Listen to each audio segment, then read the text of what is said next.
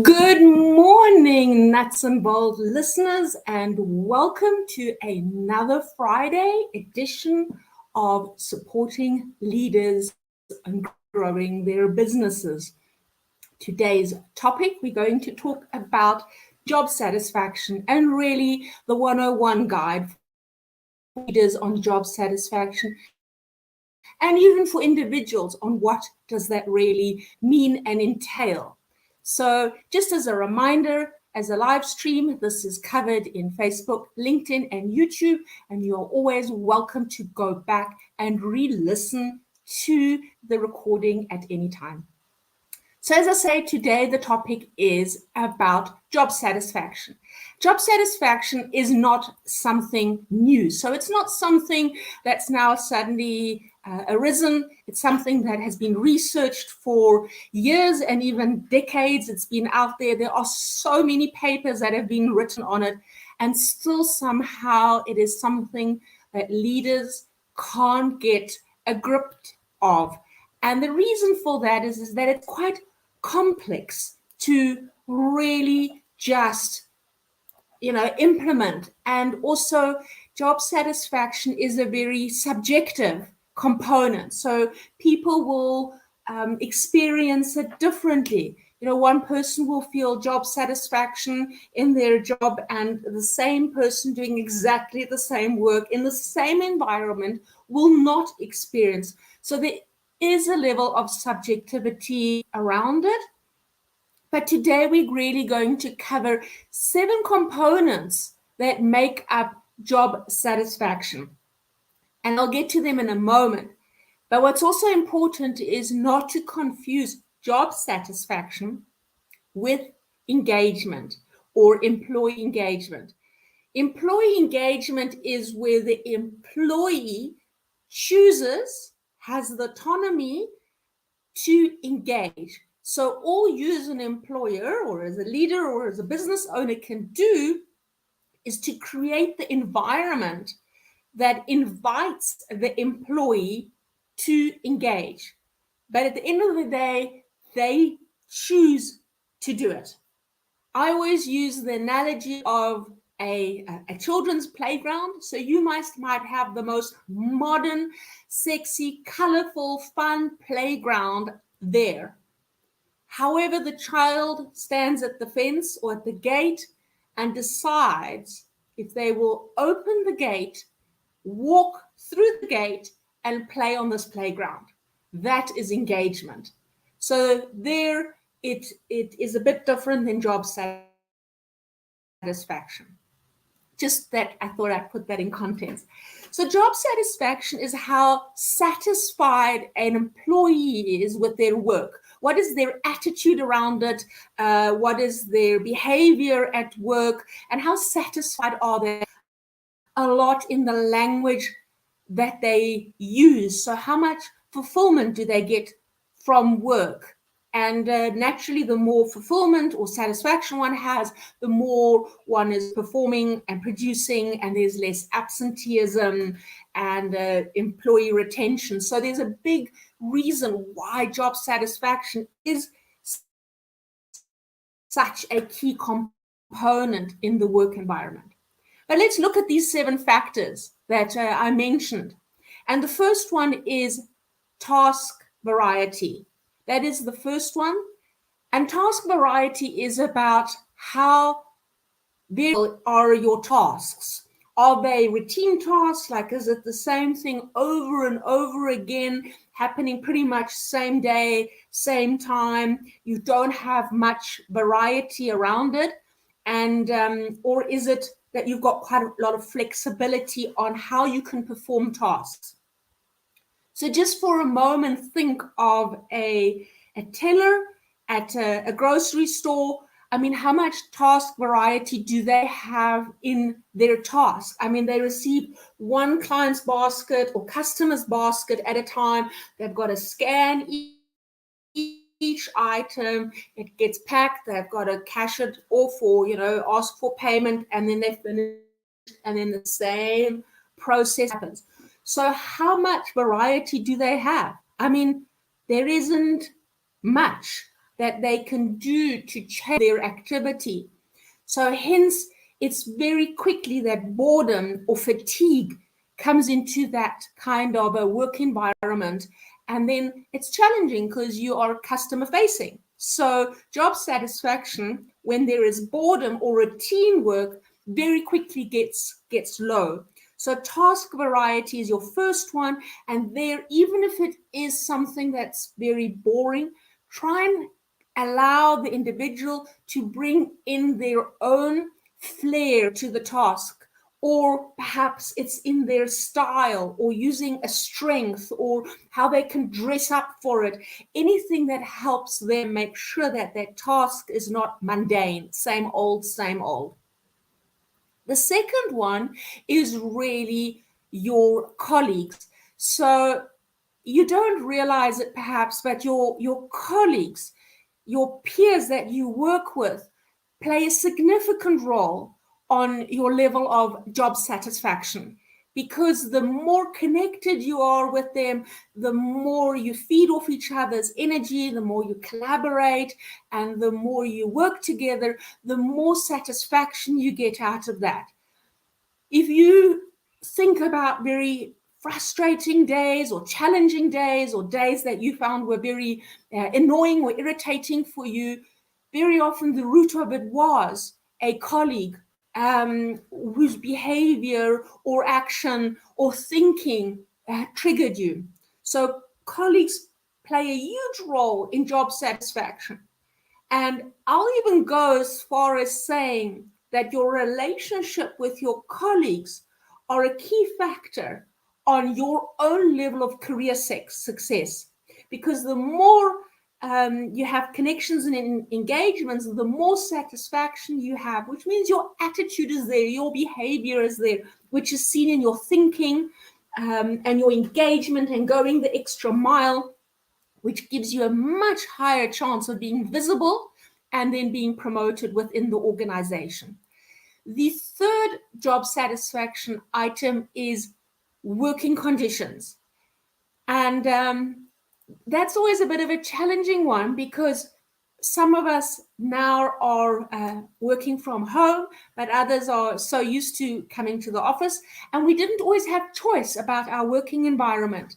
We didn't really have choice the way it was designed or the style of it. But it makes a big impact on us. If you think from anything from the furniture, the layout of the office, the color scheme, the pictures hanging on the wall, anything that is around the environment, the noise component, where you have lunch, what your kitchen looks like, every kind of thing that you can visually see, like everything that your eyes visually absorb and your ears or your senses can take in, impacts your level of job satisfaction. So as I say, you might not have always had choice or influence in the pre-COVID environment, but now where we're working a lot hybrid and we have our own home offices, the question is, how is your working conditions there? Are they accommodating and supporting you to be the most productive, or are they noisy and distracting, and what's the light like and the pictures and the colors and all of that? So thinking about that without realizing it, but your external environment plays a significant role on job satisfaction. And if you don't like your external environment, try and change it. Try and change it. Perhaps sit at different locations for different tasks, move around, do different things, so that you're also not always in the same position. So I will, for example, only work on my desk or at my desk when I'm doing emails or online coaching sessions. But when I'm doing reading or reflective work, I sit in another location. So that is like my little thinking chair. And then I'll go outside and sit on the veranda if I need inspiration or just to absorb nature and take some downtime. So there's different locations that I keep on changing to. So that was working conditions. The fourth one is autonomy. So Autonomy is the amount of freedom an employee has to do their work, to choose how, when they're going to do their work. And the biggest challenge with autonomy, or I think for leaders, is to not micromanage and to learn to trust and let go.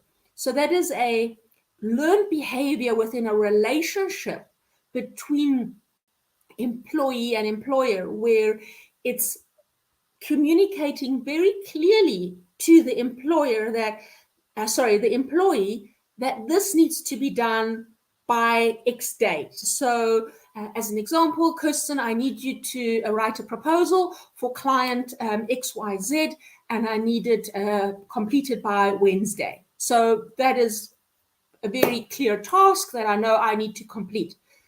I can then choose when, how, and when and what I'm going to proceed with this. I can choose to do it at the time that it is convenient for me, when I'm the most creative, or when I feel the most attuned to this.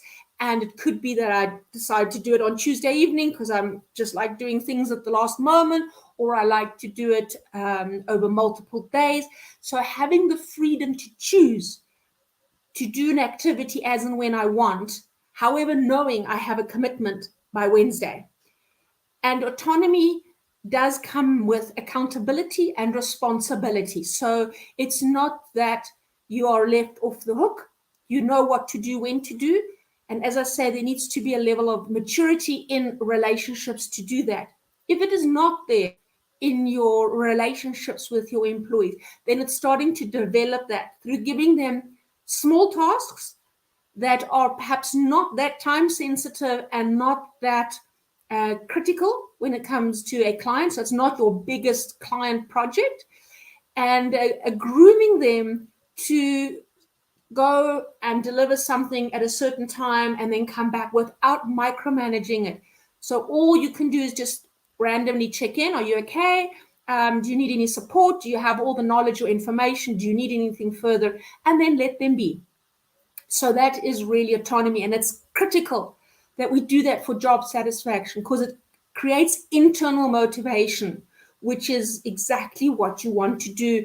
And that has a big impact, again, on productivity, performance, engagement, fulfillment, and so it goes. The other item on job satisfaction, so that is now number 6, the second last one, is the workload. And I'm sure that is something we can all relate to. The workload has, since COVID, absolutely increased. There is just, from all areas you hear, there is just a much larger amount of work. And one can philosophize around why that has been the case. Why have we become more busier? But I think people have become more productive since COVID. I mean, the statistics show that productivity has increased between 30 and 35%. So people are way more productive working in this hybrid environment. However, often our workload becomes excessive, that it's actually too much for one person, which stifles job satisfaction, because it feels like we are continuously working. We lose work-life balance. We lose the balance for joy activities, other activities that give us fun, be that hobbies or socializing or being with friends, even going on vacation, like in giving ourselves permission to go onto vacation without being online.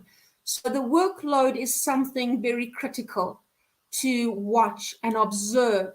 And there it is really a two-way stream for the employer and the employee. The one is for the employee to start monitoring how many tasks they have, knowing that perhaps they over capacity, and what can they give back or hand back, like what's the overflow, if I can call it that. So that you only have 100%, what's the overflow? so that one can actually start allocating it to other people who are perhaps under capacity, or realizing that we do need another resource in the organization. For the employer or the leader, it's really about learning to be the buffer for the team. And many leaders that I coach get that absolutely picture perfect, where they are absolutely that door that buffers their team. So they'll get a lot of demand coming in from other stakeholders or other departments or other direct reports who say, you've got to do this, this all belongs to this team and they've got to do it. And it's often about really sitting back and assessing, is this truly a function for our team?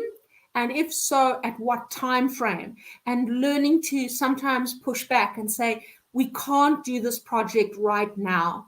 It's possible, and yes, it falls into our terrain, but we can only do it in 2 months, 6 weeks, whatever the time period is, or we need to move projects around if this one is more important.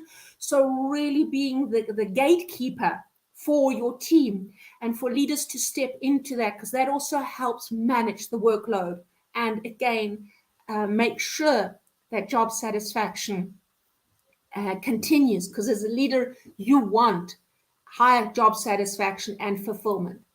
And the very last item that drives job satisfaction is education and personal growth. Employees really do want to grow and develop. They do not want to stay the same. They don't want to stagnate. They really do want to learn new skills, new competencies, and grow. So they really want that. I mean, no individual wants to stay in their own place. So as much as we sometimes think we enjoy our comfort zone, we actually don't. And it's taking them out of that zone and growing them. Being mindful that the more you grow your employees, the more agile they are to change, and the more you are able to grow the organization that is equipped for this very fast-paced hybrid environment and is able to compete with the likes of their competitors. So investing in education for your employees is critical, but you really need to look at not throwing everything at them and helping them choose what they want to grow and develop in. So it's really having individual conversations to say, what have you identified as an area of growth and what interests you that you want to grow and develop in? And let the employee choose that I want to grow and develop in emotional intelligence or presentation skills or whatever it is, negotiation skills, sales skills, be that whatever the item is. And then for you as a leader to also identify what you feel this individual needs to grow and develop, knowing that one of your responsibilities as a leader is to make sure that each and every team member is flourishing. And what does it mean or take? What is lacking for them to actually step into their true potential and grow? So really allowing them to choose workshops or coaching or mentoring or training or e-learning, whatever it is, to grow and develop on, as well as for you to choose it and then have a joint conversation on it, thereby supporting individuals to grow. And this is super important when you're starting to look at the younger generations, as the millennials or Generation Z, as they are absolutely very principled and have a high value and need for growth and development. It's something that they've grown up with. It's something they value, appreciate, and really want. And if they don't receive it in an organization, it will be something that will be an icebreaker or deal breaker for them and make them move onto greener pastures and change organizations. So dear Nuts and Bolts listeners, those are the 7 items that make up job satisfactions. And just to recap, it's task variety, your peers, your colleagues, your working conditions, autonomy in tasks and how and when to perform them, your workload, and also education, so training and learning. Those 7 items make up job satisfaction. And now that you understand what the 7 items are, you will see that it is not that easy to implement or develop it with all employees. So my advice to you is to perhaps create a wheel or wheel with these 7 activities, 7 domains or items on them, scale them from 1 to 10, and ask each employee to rate each of these items from 1 to 10, just giving a brief definition of what every item means, so that you're sure that you're on the same wavelength when you're speaking about workload or physical environment, and then scale that, and then start using that as a tool to facilitate communication with each individual, because that's really how you also create job satisfaction. Start the conversation. What are you satisfied about? What are you not satisfied about? What can I do to support you? It's all about communication. And again, may that be of service to you, your teams and leaders and business owners. Thank you very much for tuning in today. Have an amazing Friday, and I look forward to connecting with you next Friday, where we will be having an amazing guest. Until then, take good care. Bye-bye.